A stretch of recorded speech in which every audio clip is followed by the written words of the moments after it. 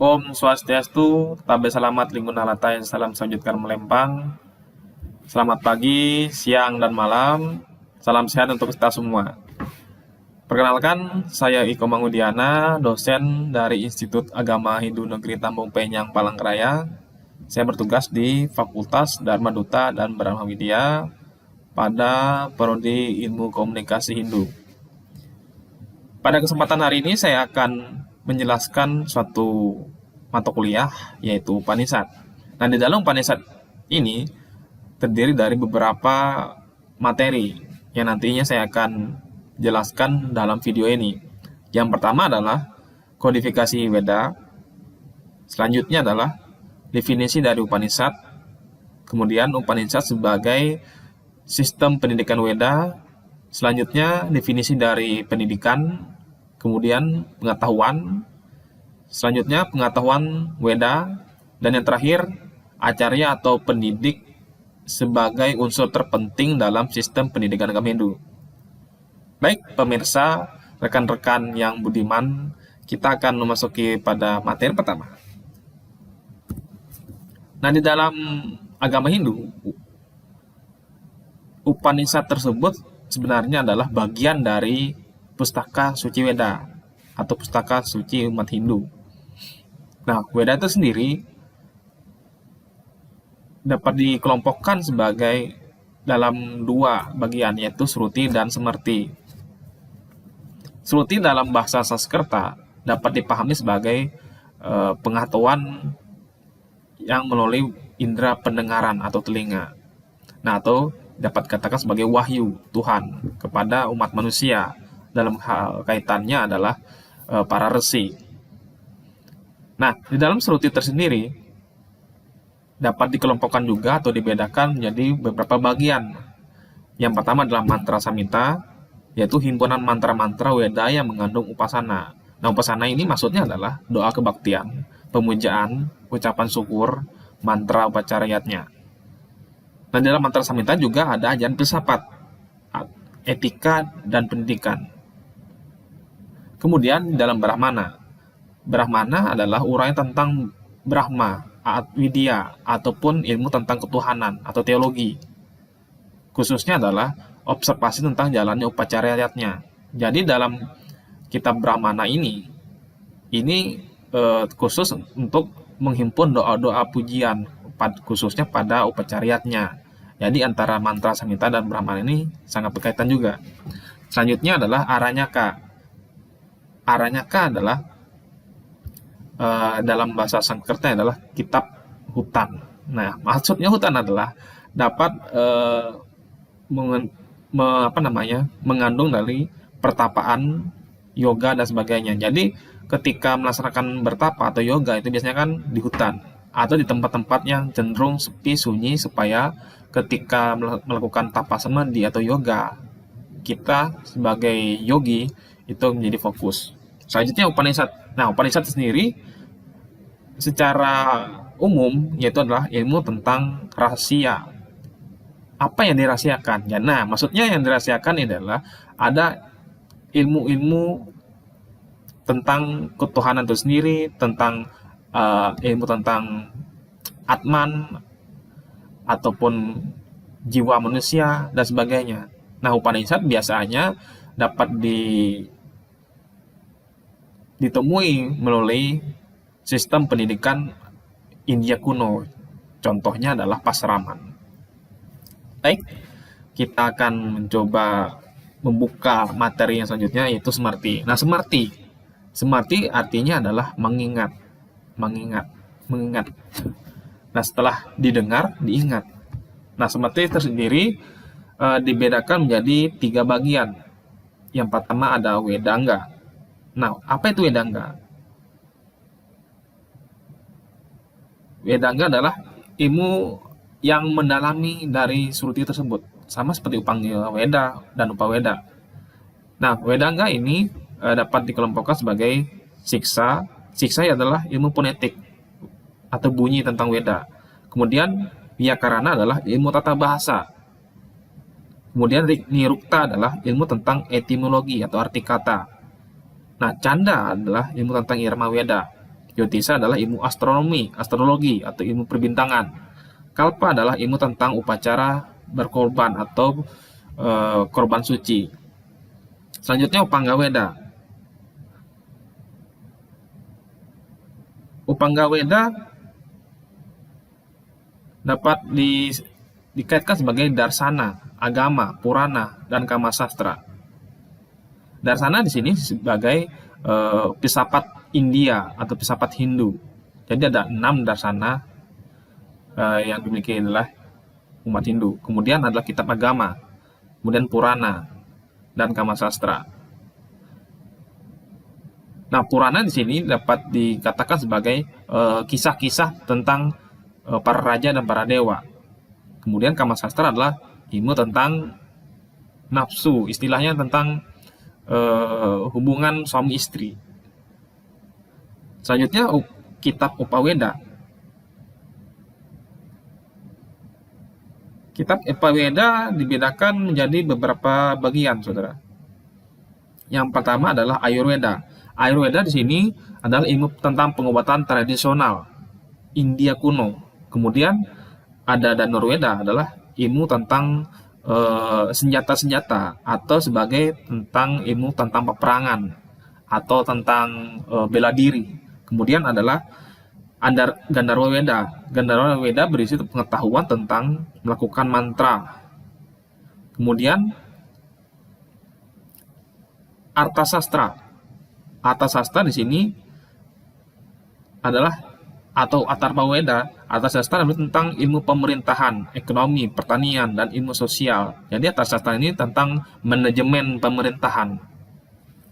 Baik, selanjutnya di sini saya akan menampilkan kodifikasi Weda. Dapat dilihat di sini, saudara, ada kitab Sruti dan Semerti. Nah, Upanishad. Apa sih Upanishad itu, saudara?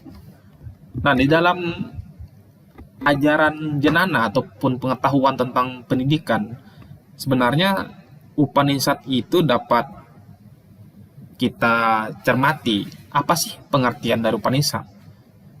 Nah, Upanishad ini dapat dikupas beberapa kata atau secara etimologi dibedakan menjadi upa artinya dekat. Kemudian ini artinya duduk.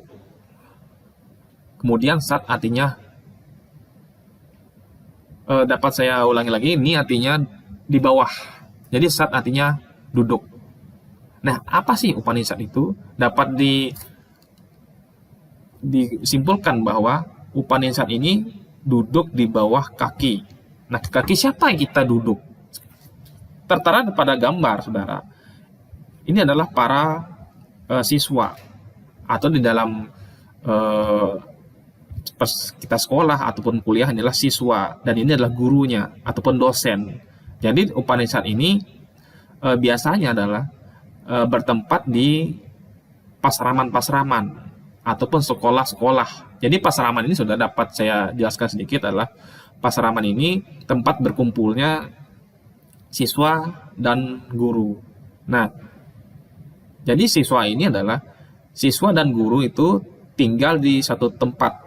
Jadi seperti sistem asrama, ada asrama putri, asrama putra, dan juga para siswa ini adalah melayani kebutuhan sehari-hari gurunya, baik dari mencuci pakaian gurunya, kemudian memasak makanan gurunya dan siswa lain. Jadi semuanya ini mahasiswa atau siswa itu melayani gurunya. Jadi ibaratnya gurunya ini adalah orang tuanya siswa di sekolah. Tapi beda dengan sekolah modern pada saat ini. Jadi pasraman ini adalah sistem pasraman atau sistem sekolah yang sangat kuno, sangat tua sekali di dalam ajaran agama Hindu. Nah, apa sih isi Upanishad ini? Jadi ajaran Upanishad ini berisi tentang pengetahuan material dan pengetahuan spiritual. Jadi pengetahuan material ini seperti yang kita laksanakan, saudara, seperti ada bahasa Indonesia, bahasa Inggris, kemudian matematika dan sebagainya. Jadi di dalam mata pelajaran material ini kita sudah tahu, sangat pasti. Nah, kemudian dalam em, mata kuliah ataupun mata pelajaran spiritual itu ada unsur magisnya, rohani, agama. Jadi kita diajarkan bagaimana kita ini bertindak manusia sebagai manusia, manusia yang manusia, bukan manusia yang binatang, bukan manusia yang seperti hewan. Jadi kita berperilaku manusia ya seperti manusia. Bagaimana ajaran moral itu diajarkan, bagaimana kita menghargai guru kita sebagai orang tua di sekolah, bagaimana kita menghargai orang tua kita di rumah, bagaimana kita menghargai, menghormati sesama manusia, sesama teman, tidak menggunakan kata-kata yang menyinggung perasaan orang lain, dan sebagainya. Jadi ada sedikit perbedaan, saudara, antara sistem pendidikan India kuno yang cenderung lebih dekat antara hubungan siswa dan muridnya karena masih satu wilayah atau satu tempat sekolah. Jadi sekolah ini ada asramanya, ada asrama untuk gurunya, ada asrama untuk siswanya. Beda dengan sistem pendidikan modern. Jadi ketika siswa itu belajar, ketika pelajaran habis, siswa langsung pulang ke rumah. Itu sangat berbeda ketika sistem pasraman di India kuno. Mungkin di India pada saat India modern masih ada. Jadi kedekatan hubungan eh, hubungan antara guru dan murid sangat dekat, seperti hubungan antara orang tua dan anak-anaknya. Baik, saya akan mencoba mengartikan di dalam di dalam bab 4 sloka 36 disebutkan bahwa api cedasi pape biaha sarve biaha pap krita maha sarwam giana plawenaiwa Prijinam Santarasi Yasi. Mohon maaf apabila ada kekeliruan dalam penyebutannya. Jadi maksudnya adalah ketika kita sebagai manusia yang sangat pendosa di antara pendosa, ketika kita bisa menyeberangi dosa tersebut dengan di samudra yang sangat katakanlah nestapa, kita bisa menyeberangi lautan dosa itu dengan pengetahuan suci atau pengetahuan spiritual. Kita bisa mendapatkan hikmah dari situ semua. Karena kenapa? Karena dengan adanya pengetahuan kita bisa berintrospeksi diri. Walaupun kita memiliki banyak dosa, walaupun kita memiliki banyak kesalahan-kesalahan, dengan adanya pengetahuan spiritual itu kita bisa meremedial ibaratnya ya, atau memperbaiki diri kita. Dengan cara apa? Dengan cara berbuat baik dan benar sesuai dengan ajaran agama dan negara. Begitu, saudara. Nah, kita memasuki pada akhir materi. Jadi di dalam kehidupan ini sebenarnya walaupun kita memiliki pendidikan yang sangat hebat, walaupun kita bergelar doktor, profesor dan sebagainya, kita harus melakukan penghormatan kepada siapa? Penghormatan kepada ibu kita, ayah kita, guru kita, orang tua kita, tamu kita, teman-teman kita. Kenapa? Karena di dalam ajaran agama Hindu, ibu, ayah, dan guru, dan juga tamu adalah perwujudan dari Tuhan. Baik, mungkin itu yang bisa saya sampaikan. Mohon maaf apabila ada kekeliruan, kesalahan dalam penyampaian materi tersebut. Semoga dengan adanya materi ini kita dapat mendapatkan pelajaran mengenai spiritual, mengenai pelajaran material, khususnya pada mata kuliah Upanishad. Baik, saya akhiri materi ini dengan mengucapkan Paramasanti. Om Santi Santi Santi Om Sahih.